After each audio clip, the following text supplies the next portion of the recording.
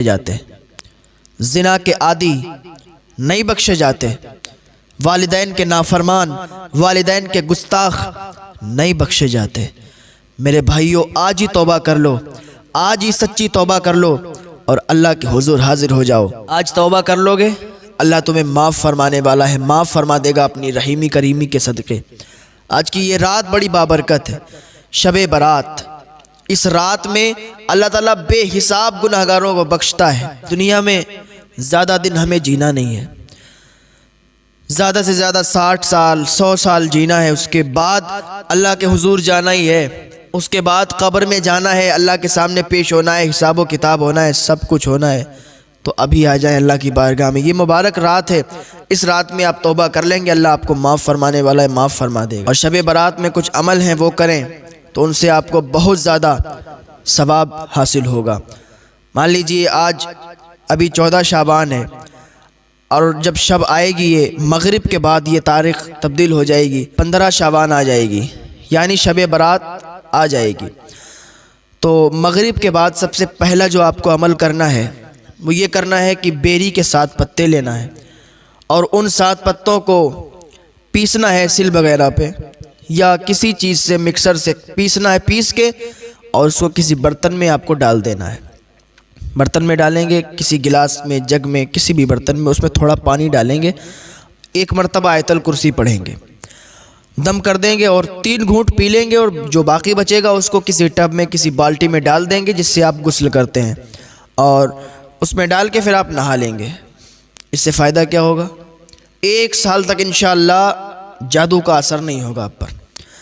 یہ تو پہلا طریقہ ہو گیا۔ دوسرا طریقہ یہ ہے کہ اس کو اکثر حضور مفتی اعظمین اور حضور اعلیٰ حضرت رضی اللہ تعالیٰ عنہ اور ہمارے بہت سے بزرگ حضرات کیا کرتے تھے کہ 7 بیری کے پتوں کو ایک برتن میں تھوڑا سا ابالنا ہے، ان کو کھولانا ہے، پانی کو تھوڑا سا گرم کرنا ہے، اور وہی پانی کسی ٹب میں، کسی بالٹی میں ڈالنا ہے، اور اس سے پھر غسل کر دینا ہے، نہا لینا ہے۔ ہاں، یہ 1 سال تک آپ انشاءاللہ جادو جنات ٹونا ٹٹکا سے محفوظ رہیں گے۔ ہاں، جو لوگ پریشان ہوتے ہیں نا کہ جادو جنات ٹونا ٹٹکا سے، تو یہ عمل ضرور کریں۔ پھر یہاں سے شروعات ہوئی۔ اب کیا ہے، اور ضروری یہ ہے کہ 14 شعبان کو بھی روزہ رکھیں اور 15 شعبان کو بھی روزہ رکھیں، بہتر ہے۔ پھر کیا کریں آپ، نماز عشاء کا وقت ہو، نماز عشاء ادا کریں، اس کے بعد آپ اللہ کو راضی کرنے میں لگ جائیں۔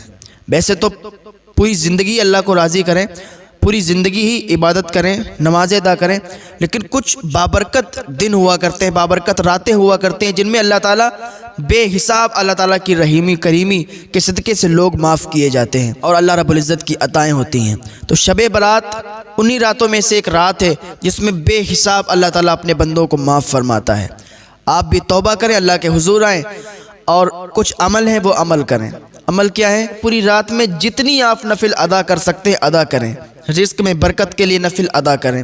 ہاں، گھر میں رشتے نہیں آ رہے ہیں ان کے لیے نفل ادا کریں، کوئی بھی کام ہے نہیں بن رہا ہے اس کے لیے آپ حاجت کے لیے نفل ادا کریں۔ پوری رات پڑی ہے، جتنے نفل آپ ادا کر سکتے ہیں ادا کریں، ٹھیک ہے؟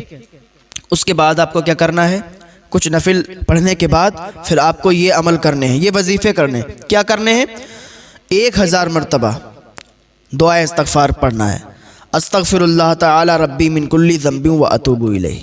اگر آپ کو یہ نہیں آتا ہے، اتنا لمبا نہیں آتا ہے، تو آپ تھوڑا سا پڑھیں، استغفر اللہ استغفر اللہ استغفر اللہ استغفر اللہ۔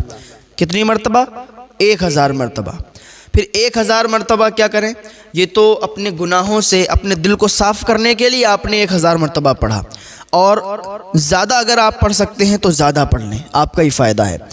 دوسرا، آپ مریض ہیں، آپ بیمار ہیں، یا آپ کا کوئی خاص بیمار ہے، آپ کے کوئی رشتہ دار بیمار ہیں، تو ان کے لیے بھی آپ کر سکتے ہیں، اور اپنے لیے بھی کر سکتے ہیں، یا شافی یا کافی یا شافی یا کافی یا شافی یا کافی 1000 مرتبہ، ٹھیک ہے؟